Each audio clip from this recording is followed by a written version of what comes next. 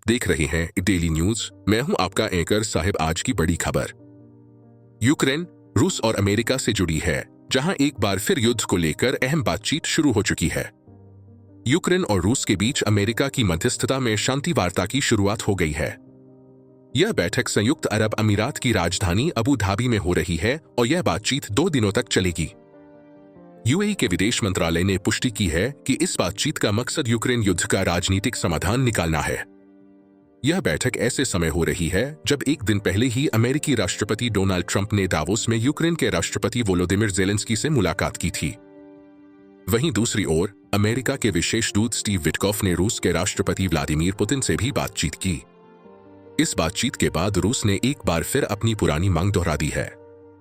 Kremlin के प्रवक्ता Dmitry Peskov ने साफ कहा कि यूक्रेनी सेना को पूर्वी डोनबास क्षेत्र से पूरी तरह हटना होगा। रूस का कहना है कि डोनबास उसका मुख्य रणनीतिक क्षेत्र है और इस पर कोई समझौता नहीं किया जा सकता। हालांकि यूक्रेन ने रूस की इस मांग को पूरी तरह खारिज कर दिया है। राष्ट्रपति ज़ेलेंस्की ने कहा कि यूक्रेन अपनी जमीन नहीं छोड़ेगा और डोनबास पर उसका अधिकार बना रहेगा। ज़ेलेंस्की ने यह भी कहा कि यूक्रेन बातचीत के लिए तैयार है, लेकिन किसी भी कीमत पर अपनी क्षेत्रीय अखंडता से समझौता नहीं करेगा। इस बीच हालात और ज्यादा तनावपूर्ण हो गए हैं। रूस ने यूक्रेन के खार्किव क्षेत्र पर हमला किया, जिसमें कम से कम 3 लोगों की मौत हो गई। वहीं पूर्वी यूक्रेन में 4 और लोगों के मारे जाने की खबर है। रूस ने यूक्रेन के ऊर्जा ढांचे को भी निशाना बनाया है, जिसके कारण कीव समेत कई शहरों में बिजली और हीटिंग की सप्लाई बाधित हो गई है।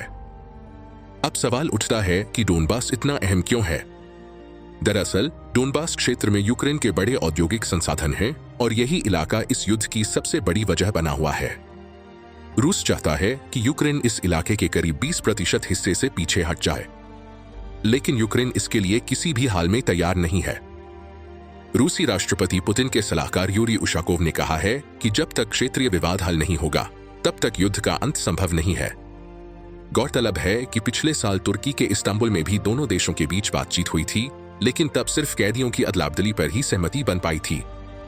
अब एक बार फिर दुनिया की नजरें अबू धाबी में हो रही इस वार्ता पर टिकी हैं। सवाल सिर्फ एक है, क्या यह बातचीत यूक्रेन युद्ध को रोक पाएगी या फिर डोनबास एक बार फिर टकराव की वजह बनेगा? मैं हूं सोहेब, देखते रहिए डेली न्यूज। धन्यवाद।